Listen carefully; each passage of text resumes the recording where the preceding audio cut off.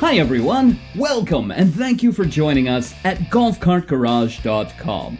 Today on GCGTV, we're taking a quick before and after look at the installation of a new custom steering wheel on our Club Car Precedent golf cart.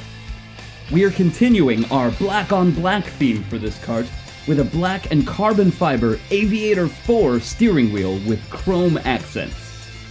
Here at Golf Cart Garage, we have a great selection of custom steering wheels in various styles and colors to fit any look or theme. These are universal wheels that attach to your golf cart steering column by selecting the correct adapter. We've chosen a black satin adapter for our Precedent.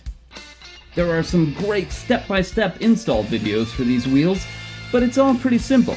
So how about a few quick tips from the pros?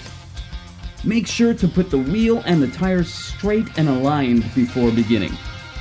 If you're going with the same color scheme we are, put on some Metallica, do some P90X to get ready, and get yourself a t-shirt with Deadpool riding a unicorn cat. Once you've removed the scorecard, you'll need a very narrow, small 8mm socket on this cart. You can prepare to remove the wheel by taking out the bolt holding it to the steering column. But leave that bolt loosely in place until you investigate whether or not you'll need a rubber mallet to remove the steering wheel itself. If you need to give it a few quick strikes from behind to remove it, this will help keep the wheel from damaging your gorgeous face when it breaks free. Safety first! Protect that moneymaker. Really, I was kinda hoping it might knock off one of my chins.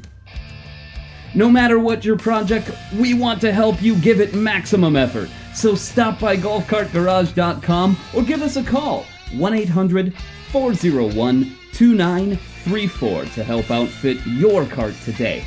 Our customer specialists would love to help answer all your questions and place orders right over the phone. Remember to subscribe to our channel for more episodes. Thanks for watching GCGTV.